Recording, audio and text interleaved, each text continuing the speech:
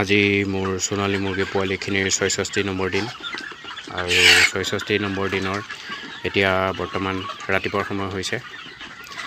ৰাতিপুৱা প্ৰথমতে দানা দি দিছিলোঁ, ফিনিচাৰ দানা গডৰেজৰ, আৰু দানা দিয়াৰ পাছতে পানী দি দিছোঁ। আৰু পানীত এতিয়া বৰ্তমান কোনো ধৰণৰ মেডিচিন নাই, সুদা ঠাণ্ডা চাফা পানী আছে। আৰু ৰাতিপুৱা আজি ৰ'দটো যথেষ্ট ওলাইছে, যাৰ নেকি কাৰণে ভিতৰৰ টেম্পাৰেচাৰ বাঢ়ি গৈছে। ৩৩-৩৪ ডিগ্ৰী ৰাতিপুৱাতে হৈ আছে, দিনত আৰু বাঢ়িব, মোটামুটি 40 ডিগ্ৰীৰ ওচৰা-ওচৰি ভিতৰত পায়গৈ। কিয়নো টিংখন বেছি ওখ নহয়, টিংখন আপোনাৰ বেছি ওখ নোহোৱাৰ কাৰণে গৰম দিনত গৰমটো বেছি লাগে, কিন্তু ঠাণ্ডা দিনতো ঠাণ্ডাটো বেছি নাপায়। সেইটো কাৰণে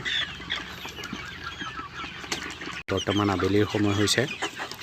আবেলি প্ৰথমতে দানা দি দিছিলোঁ, আৰু দানা দিয়াৰ পাছতে পানীও দি দিছোঁ। আৰু পানীত এতিয়া বৰ্তমান কোনো ধৰণৰ মেডিচিন নাই, সুদা ঠাণ্ডা চাফা পানী আছে।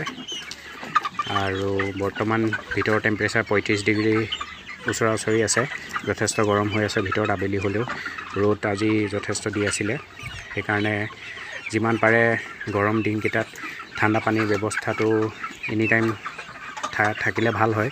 মুৰ্গীখিনি গৰম ইমান অনুভৱ নকৰে,